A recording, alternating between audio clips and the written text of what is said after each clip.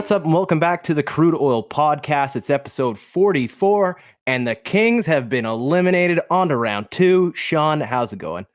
Oh, it's going pretty good. That was a hell of a game on Saturday. That was just like a collective, just easy breather of relief for once. That was, what a game, man. Man, out of all the games, there was the 6 games that were played. All but one of them were essentially 1-goal games because there was the one empty net goal. But besides that, they're all fucking nail biters. Oh, I felt even like as a collective, and we'll get through the rest of the series, but I felt like there was so many overtime games this year, especially in the first round. I know this series is like, it's so freaking tough to sit through a game where you have a vested interest and still hope for the best. Yeah, it's something. I don't even know what else to say, but I think we're getting some earlier games in this next one, so at least if they go to OT, it's not like crippling me for the next day. Yeah, absolutely. Well, we might as well jump into things. We kind of let off with it. We'll chat about the Oilers Game 6 win over LA and kind of recap the rest of the league. And all the first round exits and shocking surprises. And then we'll dive into the preview against the Vegas Golden Knights. You'll be listening to this just in time for game 1. But before we jump into things, just a reminder, you guys can follow us on YouTube and Twitter at Crude Oil Podcast. Jump in on the conversation. We love chatting with everybody. There's so many different opinions that are coming up of what the King series is going to look like. So I'll be interested to get your take, Sean, in a little bit. But game 6, 5-4 Edmonton. Overall thoughts from you? I mean, it was a classic game from this fucking series where it was so back and forth. No, like we had a 2-goal lead at one point, but immediately threw it away when LA scored 2 back-to-back power play goals. So like it was barely even a 2-goal lead. I don't even consider it a 2-goal lead. So essentially it was just back and forth, but Edmonton led the entire time. They never were trailing. It was either tied or they were winning. And it felt like we were losing at some points. I don't know about you, but like especially when the Kings like came back towards the middle of the second there and it was 3-2, I was like, oh, this is slipping away. And then obviously when they go in and when they tied it 3-3 in the second, and then when they tied it again in the third, and I was like, we're losing this game. And it was just like the mentality shift. They had to finish off game 6. I truly believe it. Honestly, it was just a roller coaster, and like I love it. It's super fun, but at the same time, like I don't know how much more I can take of that. Like we need maybe a couple blowout games in our favor so we can just like hang out, enjoy the games, not worry too much about it. Like, is that too much to ask? Well, I think the thing that made it really exciting too, like kudos to both teams, is the execution on the opportunities was almost like perfect. When I keep looking to the special teams, like they went 3 for 5 collectively as like both teams for game 6. And I saw the stature in the game. It's not at the top of my head. I'm not going to go back and do the math, but the amount of special teams goals that were scored this series is like phenomenal. Oh man, it's ridiculous. The 2 teams had a combined, 90% power play percentage. There you go. Yeah.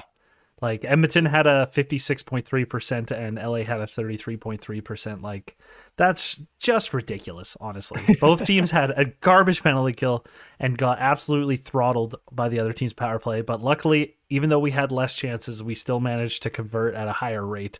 So I think the net actual like amount of power play goals was pretty even, but we just made a lot more with what we had, and we outplayed them at 5-on-5 really hard this entire series. I think there was only a few moments where we kind of were getting outplayed. Like game 6, I would say we were getting outplayed pretty decently. The shot clock really showed that at the end of the game, getting outshot 44-26. But like well, when you look at that too, like it's 4 5-on-5 goals of the Edmonton Oilers score. Well, and that's the thing. Like we managed to still score at 5-on-5, even though it seemed as though we were struggling a little bit. But this game and the first period of game 4 were the only times where I was truly like, oh, LA is like playing really well. and we should be concerned. And maybe the third period, the first, what was it, 3/4 of the third period in game 4 as well, where they had like 15 shots to our 1. I kind of wonder too if it's them just getting away from their game and just trying to force like offense so that they can sit back.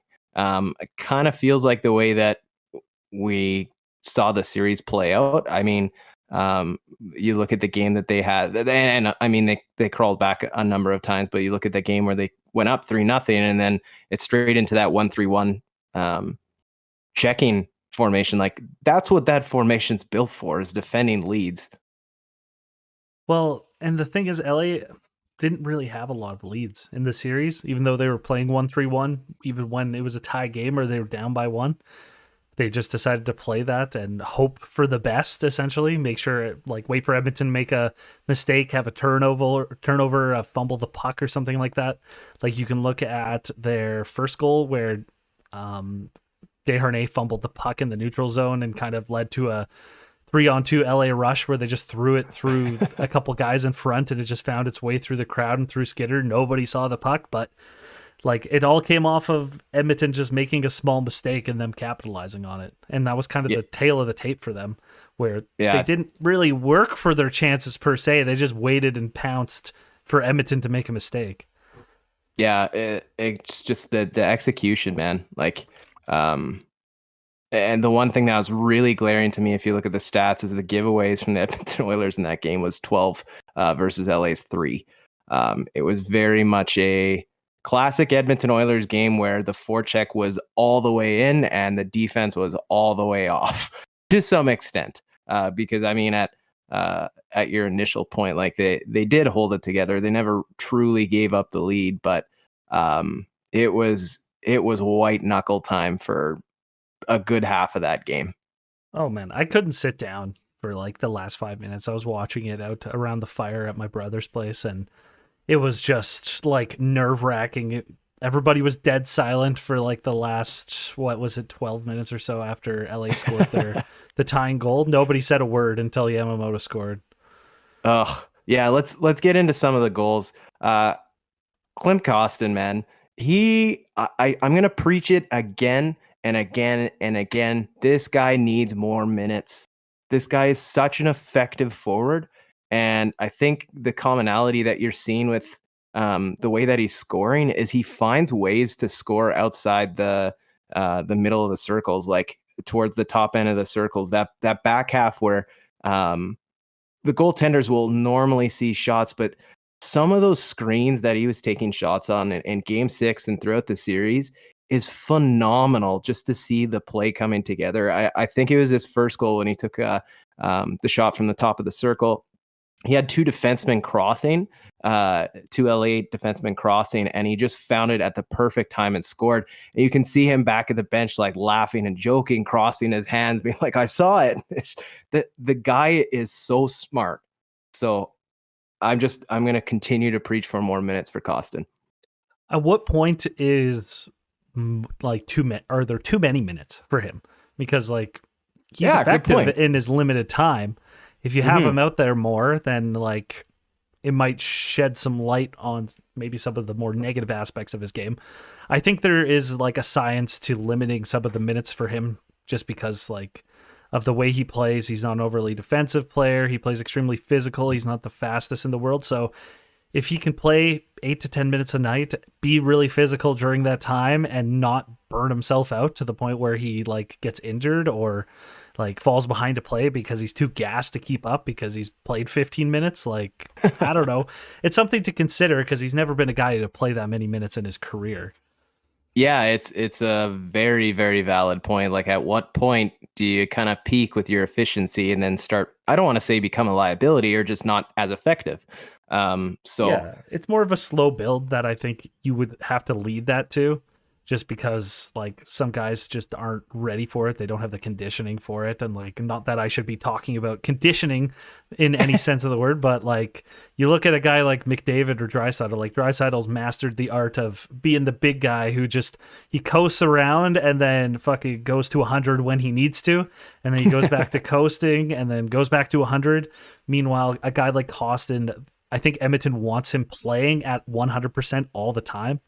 Yeah. And they want him to be effective and be forechecking and be chasing the puck and creating turnovers versus somebody else who's kind of like trying to get more open and isn't exerting quite as much energy as they would like Vinny to.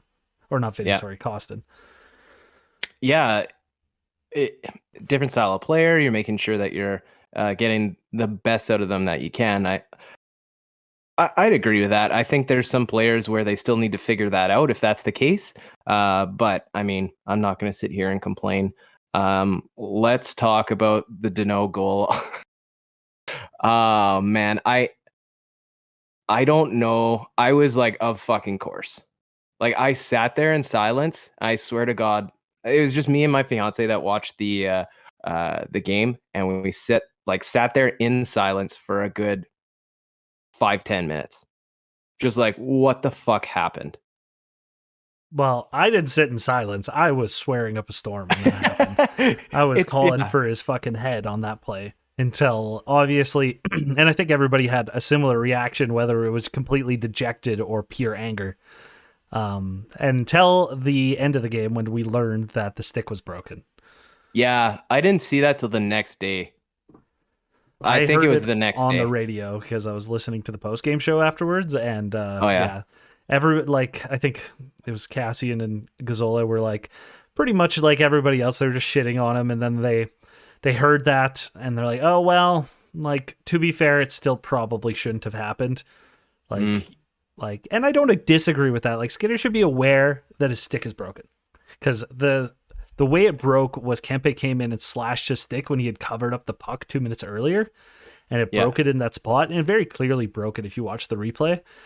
And like, it's hard to believe that Skinner didn't like maybe lean on his stick a little to kind of test it out to see if it was broken in some way or do something like that. And I can guarantee that after every single whistle, especially if there's a scrum in front of the net, you're going to see Skinner like putting a little weight on his stick just to make sure it's still healthy.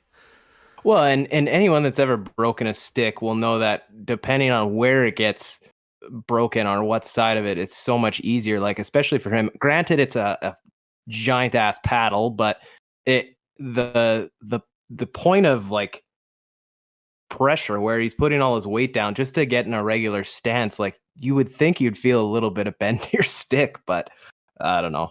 Well, by the time he felt weird. the bend, it was a little bit too late, unfortunately. There was one comment on that post-game show that Gazzola and Cassian were making where essentially they were saying Skinner should have covered the puck on that play because it was like Deneau coming down on him and it was him by himself. What are your thoughts on that? Like, you I said feel the same thing? Same thing. Like, you've got a guy coming in on you. The thing that I didn't like is when you go back and watch it, you've got a guy on your half wall to pass the puck down to. You've got a guy coming up. You've got a 1-goal lead in an elimination game. Granted, there's a little bit more than half the period left. You've got a power play. Just freeze the puck. Just eat it. But, I mean, that's just my take. I don't know. What about... Did you not agree? I disagree with that take. Only because, like, Skinner's made that same pass, like just throw it to the sidewall to his half-board teammate who's waiting for the puck. He's done that probably 100 times, if not more, this season. And that's the exact play they do. And every single time it gets dumped down onto the goalie, that's what they do. He has not covered the puck in that situation the entire year. So I don't know why anybody would expect any different. I understand that they're up a goal, but like, you're still on the power play. He's confident enough to make that pass. He hasn't had any issues with that in the past for him to even think like, oh, maybe I should cover this up. So like, I have no issue with that. And obviously I would have liked that he checked to see if his stick was broken prior to that. And maybe if the refs would fucking call a penalty for slashing the stick, that would also be cool. But I don't really blame him for that at all. So like, my anger went from 100 to 0 once I learned that the stick was broken. Yeah. Oh, absolutely. I thought he completely whiffed on it. I think in hindsight, it's easy to say that I wish he covered it. And you're right, he has passed the puck. But I mean, you have to know the Kings are going to put a little bit of pressure. They're in an elimination game down a goal on the penalty kill. They're not going to waste that time. But I mean, I'm not going to sit here and berate something that clearly wasn't anything to blame. The thing that I was actually really happy about, though, is like good or bad, regardless of what happened. I think it took all of maybe 20 seconds after the goal for him to go and play the puck again. And like you mentioned, he did it like he's done all year. Like Skinner's a very strong puck handling goaltender. So I'm just glad he didn't sit there and, let it overwhelm him. But he probably knew right away his stick was broken. Oh, as soon as he probably went to play the puck, he's like, "Uh-oh, that's not good." And with that being said, too, you have to commend him too for maintaining his mental on that play, because I think a lesser goalie would have just completely fallen apart after that. Been like, "Oh my god, like I'm the reason we just blew this lead. Like, what the fuck are we gonna do?" And he managed to still make some solid stops. I think he made that huge fucking save on Arvidsson. I think it was a 2-on-1 or a partial breakaway that maintained the lead. And then lo and behold, like a few minutes later, Kyler Yamamoto does what nobody thought possible, pulls a Hyman. Oh my God, man. Okay, fine. We've got such dedicated listeners. They deserve the honesty. I was sitting there watching the third period, and I know that Kyler Yamamoto has been fighting it this entire series. It's not like it's one of those things that we've seen what he can do, right? But it was just one of those things where it is a bunch of turnovers, some kind of plays where he's kind of blowing by guys rather than finishing the play. And I got to like the middle of the third, and I was like, should we be playing this guy that much? And the guilt that oversooned me, like that just overwhelmed me when he fucking put the puck in the net, made me question why I should be an Oilers fan. I mean, I don't know if it made me question that. That's like a real like out of body experience to be questioning whether or not you should be an Oilers fan. I think it's fair. What I deserve to be. Yeah. Well, that's fair. I think like criticizing a player because they're playing poorly, if anything, would make you a bigger fan than most, than just sitting there and not noticing that they're playing poorly. And you're just like, Yamamoto had almost point per game in his rookie season, like, and that's all you picture, that's all you know. And you're like, he's a great player, he's a top six forward, but like in reality, he has not been a top six forward since that time. He's been playing in the top six, but his numbers have been more representative, probably like a low end second liner, if not like a third liner. And he's been playing like it in this series. And I have to give respect to Woodcroft for making the decision to swap him and Bukestad out on the second and third line. And it paid dividends in game 5 with Bukestad scoring twice. And it paid dividends in this game too, with this Yamamoto, Costin, and I think it was Draisaitl on this one. Or no, it was Draisaitl on the second one when Costin scored. Yeah. So it was McLeod on this one. But just Costin and Yamamoto playing together, like those two moves paid dividends 2 games in a row. So it's nice to see adjusting on the fly and making the correct adjustments. And oh God, how many years have we been preaching for that? You know what I mean? I've been hearing, I was reading a lot of the Kings fans post-game discussions and everything like that to see what their thoughts were. Now that they've cooled down a little bit, they've had more sensible discussions. And a lot of them were saying things around Todd McClellan where they're like, he just fails to make adjustments mid-series. He doesn't like seem to realize what's going on until it's too late and how to make the proper adjustments. And Woodcroft seems to be the opposite, where he's willing to make those harder moves where, like, I know it's probably unpopular with fans to knock Yamamoto out because, like I said, some people are still set on him being a fixture in our top 6, but if he's more effective on the third line, I don't see why he shouldn't play down there, especially if we're running 11-7. Yeah. Yeah, it's tough because we went through McClellan, we went through Tippett. We saw a lot of that for years on end. It's nice to see the switch up and actually, rely on the old eye test every now and then. But I don't know. That's all I got for the Kings, man, other than just being elated seeing the Edmonton Oilers closing them out in game 6. If they want to come and do it again, we'll do it in 5 next year. Sounds like Doughty's going to be thinking about it till then. Yeah, it sounds like the Edmonton is going to never be off his mind for the rest of his life. Too bad. Too bad. let's let's recap here the rest of the series. I wanted to do them kind of in order in the way they finished. So obviously Carolina swallowing up on the New York Islanders 4-1. Not really. I think the thing that shocked me is how Carolina did it with so many injuries on the team.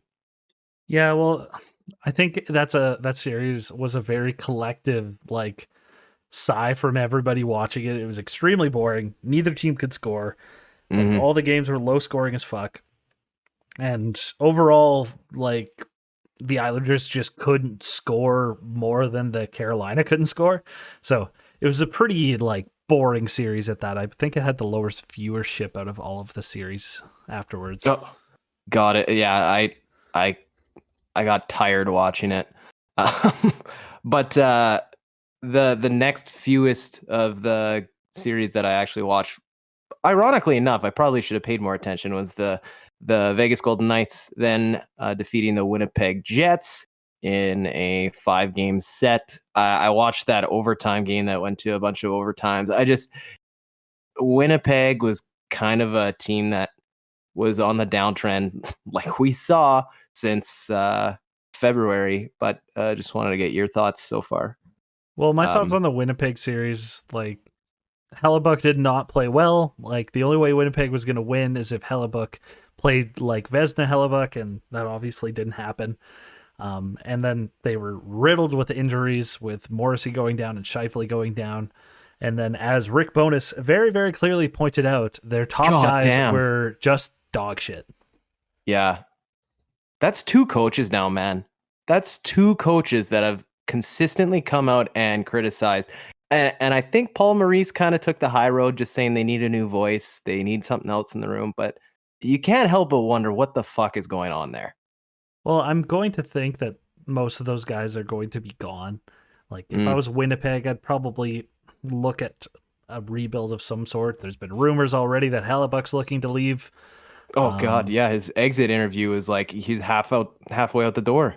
Yeah, like the only guys I would expect to maybe stay, say out of their top six, would be an Ehlers and Connor. I wouldn't be surprised to see Shifley, Wheeler, Dubois. Like those guys are probably gone. But where they go, who knows? Because one of them, maybe more of them, are a locker room cancer of some sort. So, and with I guess with Dubois, if there's any odds out there, anybody on whether or not he signs with Montreal on his next contract, I will take those odds. Like that's easy money. That's funny. Yeah, we'll get into Vegas there in a little bit. I don't really have anything to touch on. I think Vegas just played a pretty classic Vegas game, and just Winnipeg couldn't compete. But Dallas doubling up on Minnesota 4-2. Kind of figured Minnesota would put a little bit more of a push against Dallas, especially with the way we saw the series start. I'm really questioning some of the goaltending changes that they made, but I don't know. That's Minnesota playoff hockey for you. Well, looking at Minnesota, it's kind of hard not to point the finger at Kirill Kaprizov.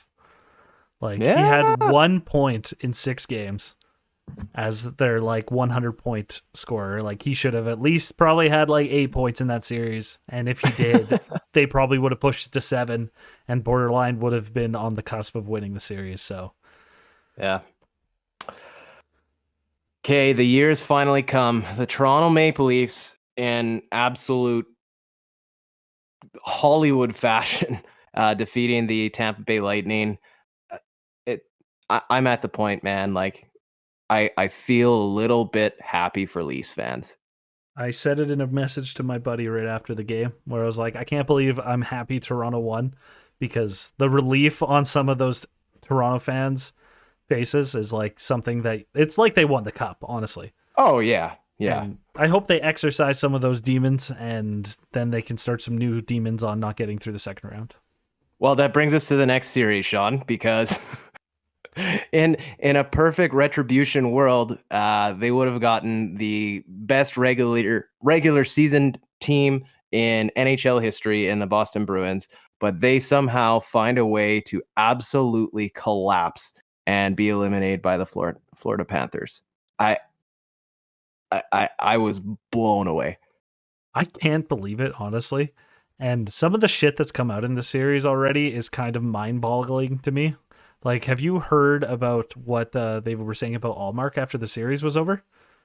I don't know if I heard that. Apparently, like, he's been injured to the point where he can't move without like excruciating pain, and yet they were Oh, starting him as the goalie.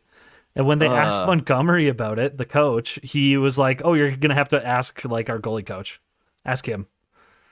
It's yeah, like yeah, feels very fingers pointy, but that might have been maybe taken out of a little bit context when I read that quote because I didn't listen to the full interview. But wow. from the sounds And of it, it was a poor coaching decision to not play Swayman sooner, and I don't know what else. Like maybe they had some other injuries or something like that, but that just feels like I'm making excuses. Boston shouldn't have blown that. They're an experienced team. That was just awful.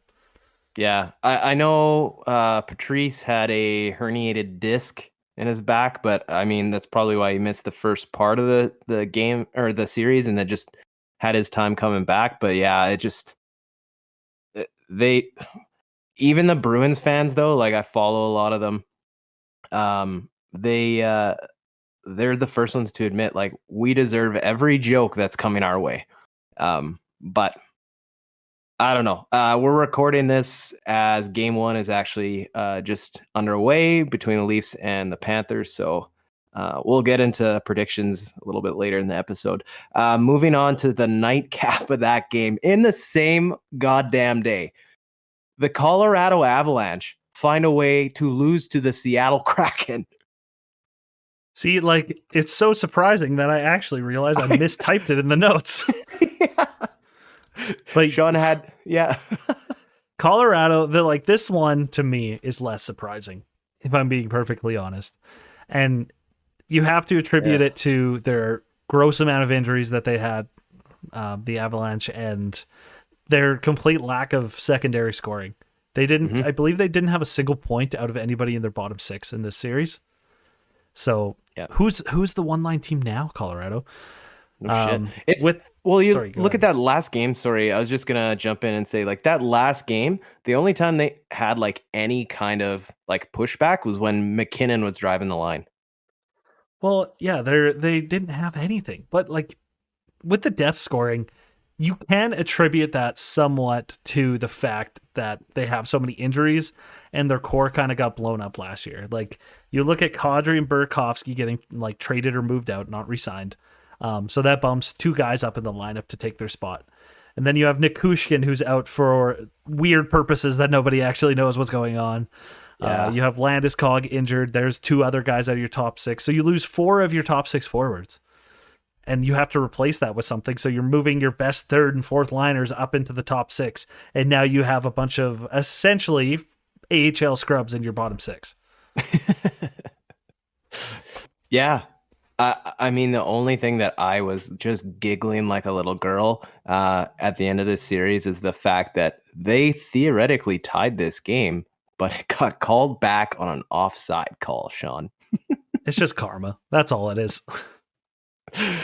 Uh, uh, You and the gotta ref you suck chance, like after it was the clearest offside that you've ever seen in your life. It just, mwah.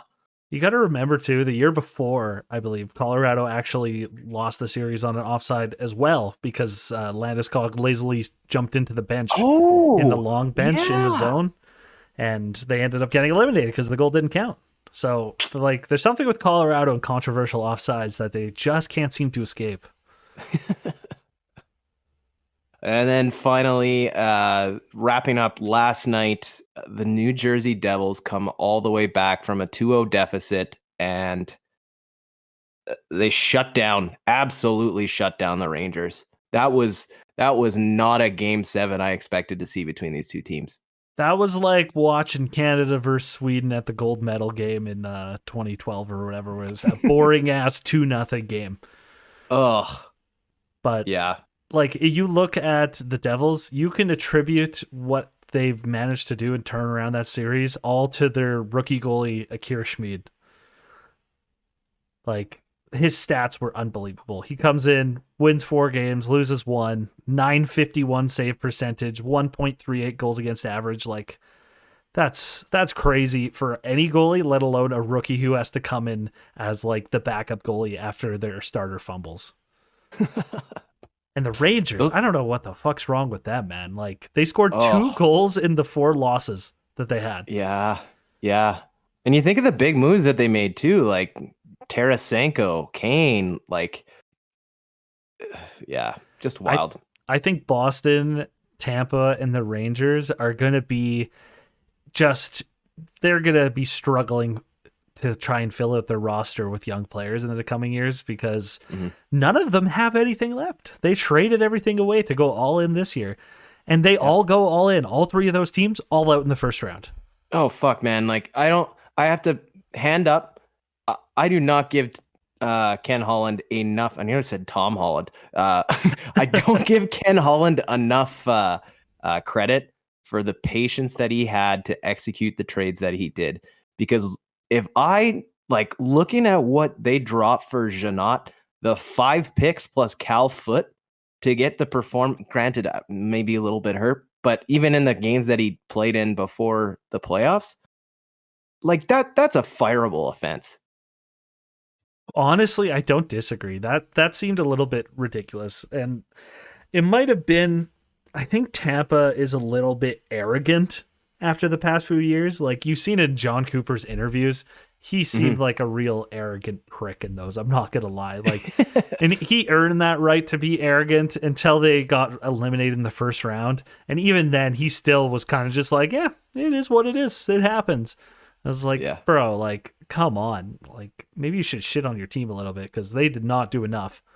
But I don't know. And then maybe their GM feels the same way. He's like, I'm gonna make this move. Everyone's gonna shit talk me, but we're gonna win anyway, so it doesn't matter.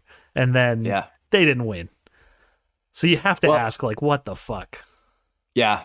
Flipping over to Boston, I just saved this tweet that my brother had sent me. Boston gave up a first, second, third, and a fifth for 2 rentals in Orlov and Hathaway. They gave up a first and a fourth for a rental in Bertuzzi and took a cap penalty next season for structuring Bergeron and Krejci contracts as the way to go all in.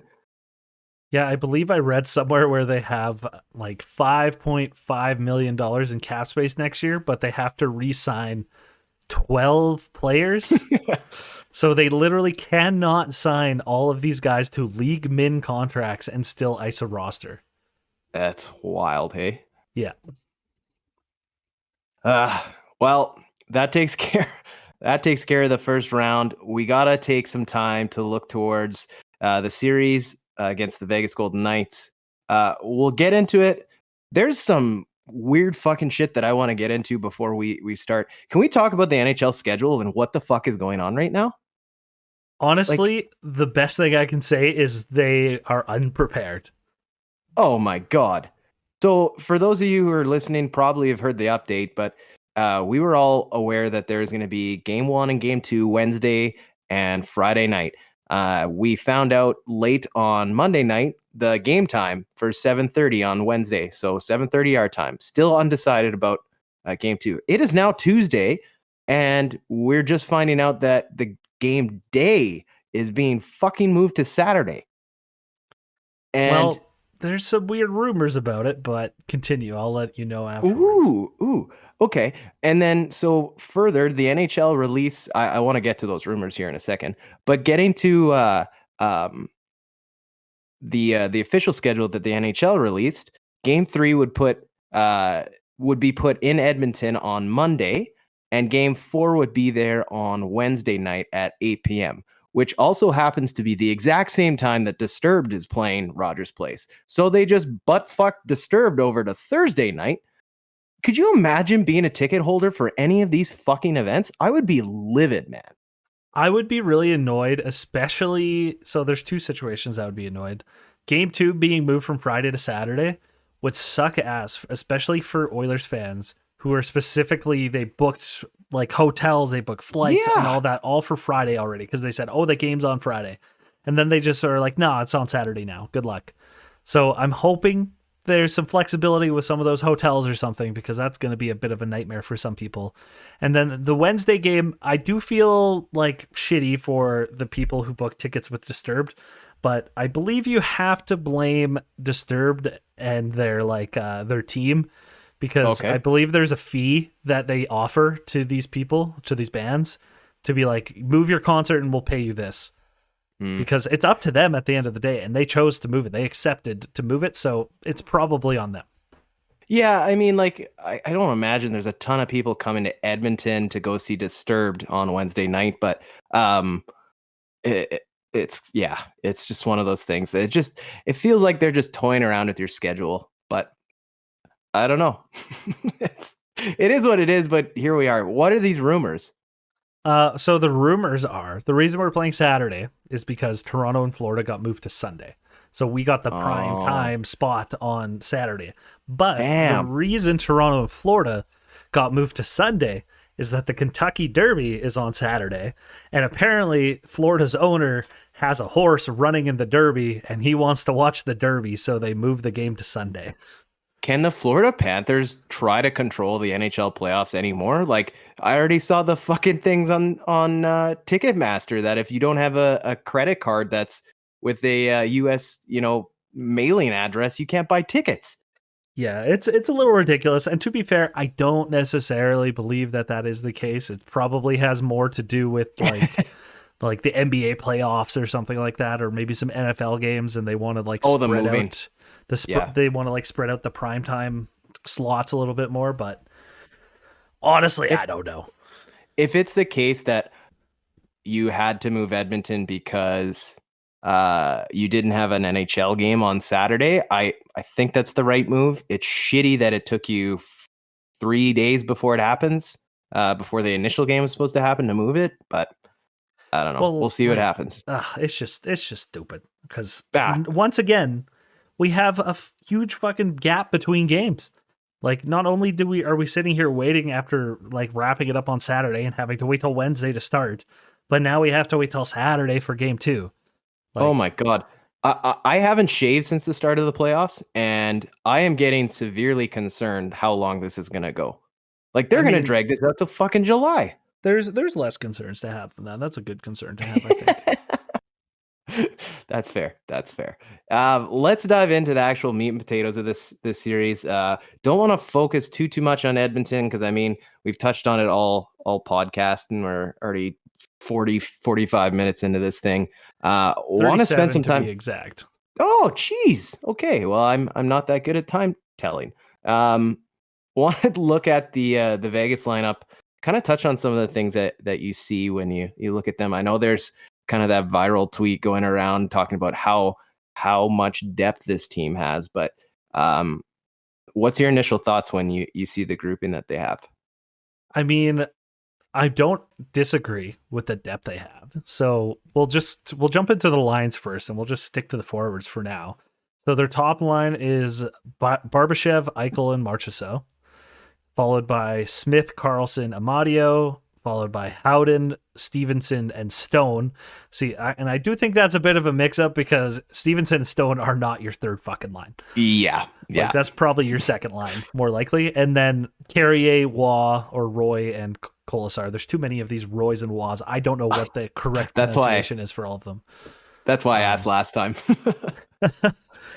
So, yeah, essentially, I would say, like, they kind of have, like, two first lines, a second line. So, like, their two first lines being the one with Eichel, the one with Stone.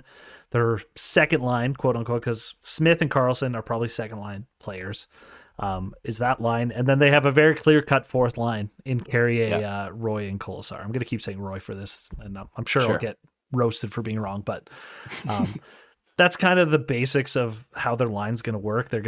That fourth line, though, they're fucking big. Like, Yeah. I think they're combined probably like 6'5", 230 or something.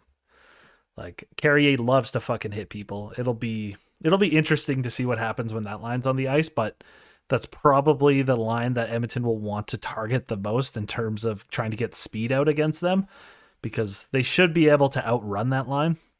Yeah. And then with these other lines, it's kind of a toss-up because I'm willing to match any of Edmonton's like top three lines against these guys. I don't have too many concerns about it, but Honestly, they have really good center depth. It might be fairly similar to playing against LA in terms of their best players are centers outside of Stone, and the only difference being that LA is a bit more defense focused, while Vegas is a lot more offense focused. But with that being said, Vegas actually had less goals against this year than LA did, so don't expect too much. But we'll have to see what happens there. What are your thoughts on their offense or their forward core? Yeah, you made a lot of good points, especially about the forward core. I think the one thing that is probably the biggest step up from LA is that I think they have a better back six. They've got some big guys in Whitecloud and Hag. They've got veteran defensemen with Martinez, Petrangelo, Theodore's like a perennial all star in his own, playing in the top four of the D men. Like it's I feel like the series overall though is going to be a lot more like Connor McDavid alluded to, north south. There's going to be a lot more entertainment, I believe, in terms of um, skilled plays. But the thing that concerns me too is you've got some big boys in the bottom section there, that forward group that can really grind you down, and it'll be interesting to see how the Oilers line up. Like currently, if you're running McDavid and Draisaitl together with that center depth, like I realize that you have Chandler Stevenson sitting in the third line position right now, but even if it's him or Willie Karlsson, like that's still a pretty solid guy if you're going to have Ryan Nugent-Hopkins sitting as your number two center. Well, like I guarantee if they're playing McDavid and Draisaitl together, Stevenson Stone are going to be out there like every second. Those two guys are going to be all over them if Vegas has any say in the matter. It might be a good idea to separate them just for that fact alone, but from what I can tell and from what I've seen, they're going to, at least in game one, stick them together still. And to be fair, I do believe in their ability to just outscore everybody and just be like, yeah, fuck it. Like, you put your best defensive players against our two best offensive players, will beat you every time. But I think personally, I think it's better to separate them, because I think I talked about it on the last podcast. If you're playing against another team where they don't have two really good defensive players on separate lines, like Danault and Kopitar, like you can separate those guys and one of them might get quote unquote shut down, but the other guy kind of has free reign to do whatever he wants in the offensive zone. Yeah. It's a good point. I think that's the thing that I love about them playing together. It also, if you're going to run on 11-7 and then allow Draisaitl and McDavid to pair up together, you get that bottom swing of one of the two into the different bottom six forward groupings. However you want to match it up, you can kind of spread the love that way. But I think it's going to be a series that Edmonton's going to have to heavily rely again. And continue to get better on the discipline aspect with penalties and making sure that there's not the bullshit in the offensive end anymore. I'm glad it's kind of cut back a little bit, but I think another good thing too is that the refs have made some pairing changes, so they've paired down as well. But it'll just be interesting to see how Edmonton handles this. Oddly enough, I see this as a more physical series, but not as defensive. Well, like, I think going into the LA series, a lot of people had the misconception that they were similar to years past LA, where they were just big and physical. But this LA team, they're not. They played physical. Don't get me wrong, but they didn't have the size to really go along with that physicality to wear you down. Versus this Vegas team, they have a lot more size, and they're not afraid to play physical, especially that fourth line. I am a little bit concerned about the physicality from that fourth line, but I think we have a lot of size throughout our lineup too, so we can match it. And I think that's the nice thing about this Edmonton team, is that we can either choose to play offense versus your defense and outscore you, or we can go offense versus offense and we'll outrun you all day. Yeah, it's really going to be intriguing. I think the one thing that we'll have, I hope I'm saying this is knocking on wood, but I think we have the upper end. The clearest part of the upper end is definitely in the back end and net. I mean, in terms of just general experience, Yes, yeah, that's what I'm relying on. I understand the NHL and the NHL playoffs beast in its own is completely an anomaly. You can see guys like Jake Ottinger come in and absolutely just decide to be, oh, I'm on the scene now. I'm just praying that Laurent Brossoit hasn't made that decision, how many years into his career.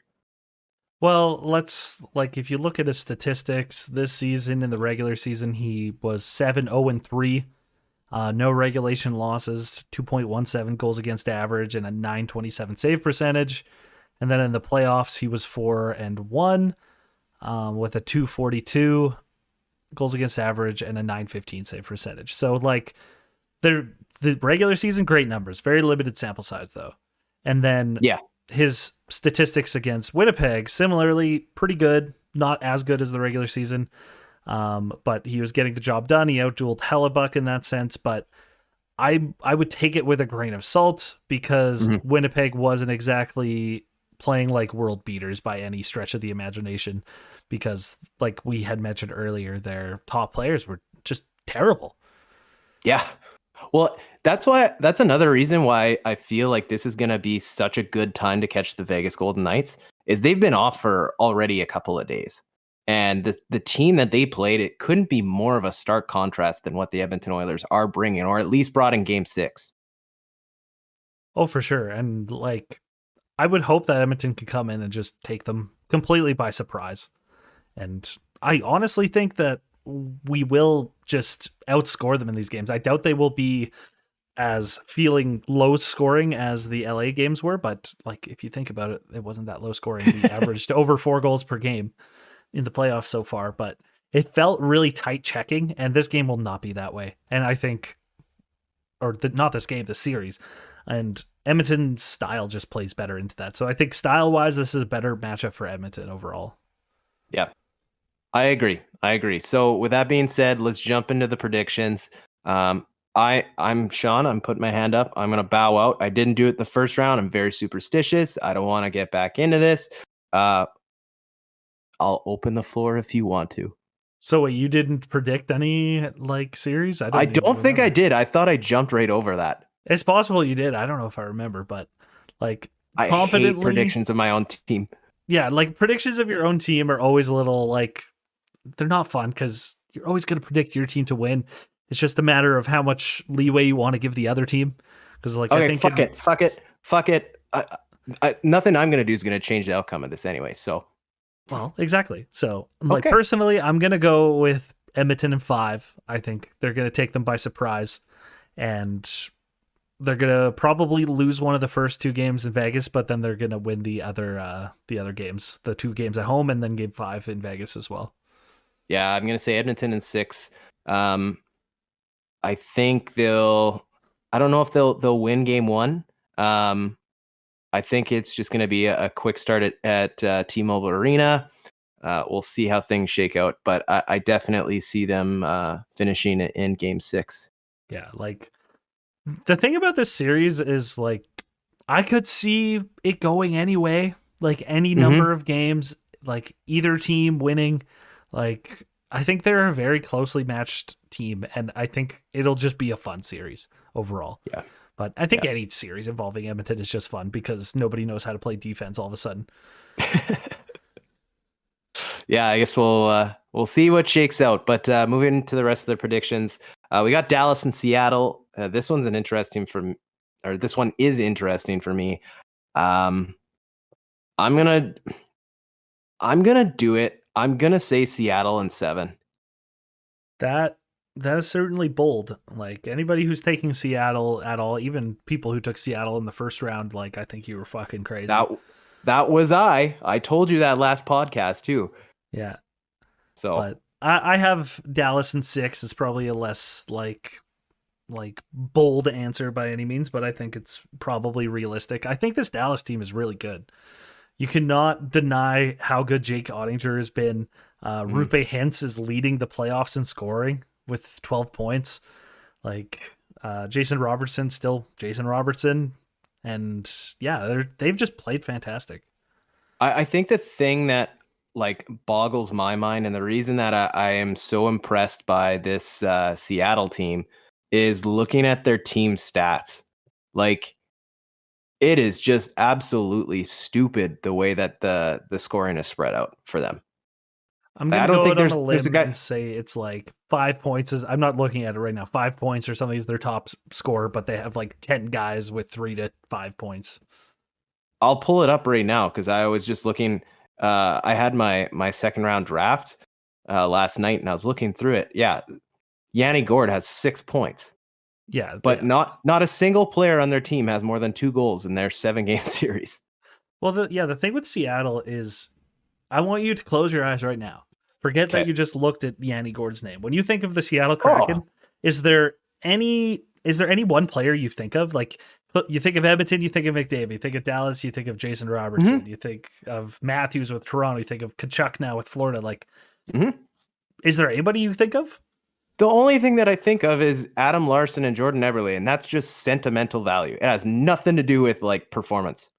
Well, exactly. So like they're like Vegas was, where they're just this ragtag group of forwards. They're probably all like second, third liners, and hmm they're just doing fantastic with having all that extra ice time and really running with the fact that they're the underdogs. True, true. And secret time, Sean. The I would just the reason I'm picking Seattle is I would love to see a Western Conference Finals with Edmonton and Seattle. I Just think the it'd way be they super played. fun. Yeah, the way they played each other this year, oh, it'd be so entertaining. That being said, we'll move to the East. A little bit of vested interest, Sean. New Jersey versus Carolina. Any thoughts there? Well, I have New Jersey in 7. Only Yeah. because I think they'll probably face a little bit of adversity. I'm sure Schmid might falter a little bit because, like I mentioned, he is a rookie. You might see a little bit of doubt in his game here and there, and they could take a game or two off New Jersey because of that. But New Jersey has so much offense, man. As long as they're healthy, I don't know if you saw the hit from Jacob Trouba and Timo Meyer in that last Rangers Devils Oh, game, which personally I cannot believe they said that was clean, but that's beside the point. really? Yeah, like I Oh, thought I that thought was that. disgustingly terrible. Like that was an awful hit. I thought he should got suspended on the spot. I don't think I could disagree more with that. I thought that was a textbook clean hit. There was no feet leading up to it. He was just in a bad position, head down. I don't know. Maybe I mean, that's your head could be down, but I don't think that gives you free reign to throw your shoulder into his face. it. I think yes. Okay. This fucking sucks because I have to agree with Mark Spector. It was a clean hit, but it was a hit to the head. That's not a clean Because hit. yeah, what are you supposed to do? Drop down to your knees? Don't fucking hit him there. I And don't then he know how blows else to by you and say he's it. scoring you? Like I don't that's know. the same thing with like Yamamoto getting hit in the head a few times. So they're like, "Oh, he did, like it's clean because he's short." It's like, Oh, "No, I, you just don't hit him in the head." Ah, I disagree. I think you put yourself in bad positions on that one. I think even if you go back and watch them shaking hands, like they look like they had a good embrace. Like, ah, Well, like I don't disagree that Timo Meyer didn't deserve to get hit, and like didn't he put himself in a shit position, but like it doesn't change the fact that it was a headshot regardless. It's similar to a boarding play. Like, yes, it's a penalty. Yes, you should have let up. But that, like, in my opinion, with boarding plays half the time, I'm like, you put yourself in that fucking position. You knew what you were doing. but you're flying towards a guy at 25 kilometers an hour, right at the last second, he decides to like head straight down. Like, that's not his fault. Yeah, well, it's a combination. It's both their faults. Yeah. Like, I I just think you need to be more like wary of what you're doing. And Truba's had far too many of these he's apparently gray hits that I'm starting yes. to not. They're not looking so gray anymore. Let's just say that. Yeah. I don't know. I think that's one of those things you can if you what is a clean hit in the NHL anymore? But we could Shoulder on shoulder, shoulder on chest, no head contact. That's about as yeah. clean as you can get. Yeah, well, I don't agree with that or don't disagree with that. But I don't know. Anyway, we'll leave that debate for another day. Toronto and Florida. Did I give my pick? I didn't give my pick. No, you did not.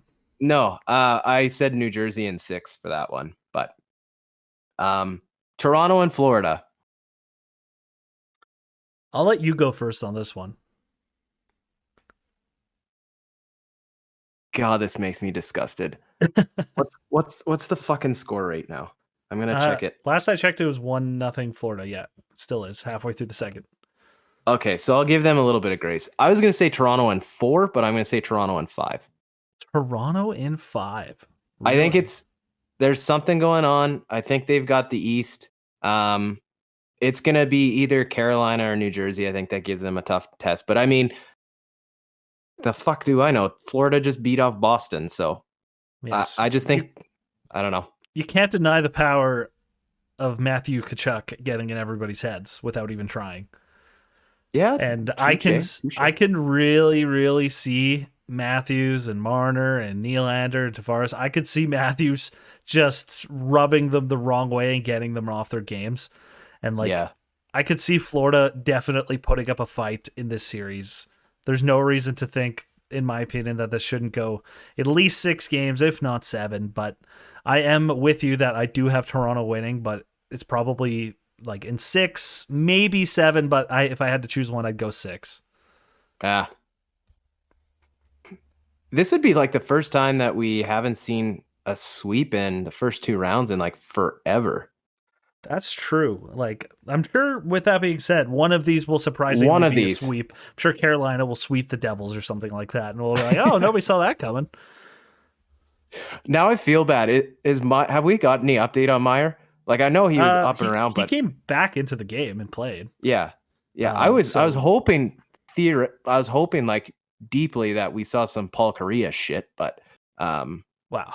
As cool as the Paul Kariya shit was, I really hope we don't see any Paul Kariya shit. Yeah, agreed. Because now you hear what he had to deal with afterwards. So I'm going to walk back those steps. I don't know, Sean. I don't know it's a clean hit anymore. No, you just can't win anymore. Honestly, every hit is dirty, and something's wrong with this and something's wrong with that. You just can't win. Yeah, very true. The only other thing that we have on our notes here, NHL Awards on May 3rd. That's tomorrow night? Yeah. Seriously? Actually, as we speak, they are releasing some of the finalists for the trophies. Do we have anything up? The Selke finalists are Bergeron, Hischier, and Marner. Ooh. So I'm sure Marner got, I know he's a good defensive player, but I have a feeling he got a few votes from the old home team. Yeah. And then they also have the Lady Bing finalists out, which is Jack Hughes, Kopitar, and Braden Point. Oh, it's not the actual awards. It's the These are just the finalists. Yeah, because they always announce the finalists before, and then you go through and they actually announce who's going to win. So, I thought this was like way too early for this, but yeah, that makes sense. For any Edmonton fans who are curious, I think the only one with voting that will be concerned about, or the only ones, are the Art Ross, which I think McDavid will, or not the Art Ross, what am I saying? The Lindsay, the Hart, which I think McDavid ran away with both of those, but more importantly, the Calder, which I think Skinner has a very, very good chance at winning. That's actually out tomorrow from the looks of the announcements. So, okay, they provided like a schedule. You listening to this today? Yeah, it's the Calder's being released on May 3rd, the Norris on the 4th, Adams on the 5th, then Bill Masterson 9th, Lindsay 10th, Vezina 11th, and then Hart on the 12th. So then, wait, so the NHL awards aren't actually until later? The awards themselves aren't given out until June 26th. Yeah. Well, I fucking misread the thing that I put in the notes then. I thought the awards were actually tomorrow because that was like the tweet that I read. But apparently they're just starting to put out the finalists, and the awards aren't until June 26th. Well, there you go. So fuck me. Well, we'll dive into the hockey games starting for us Wednesday, and we'll definitely get back here between games 2 and game 3. Hopefully game 2 stays on fucking Saturday, but we'll recap everything that's going on in the second round, and we'll get back to you then. Let's go Oilers.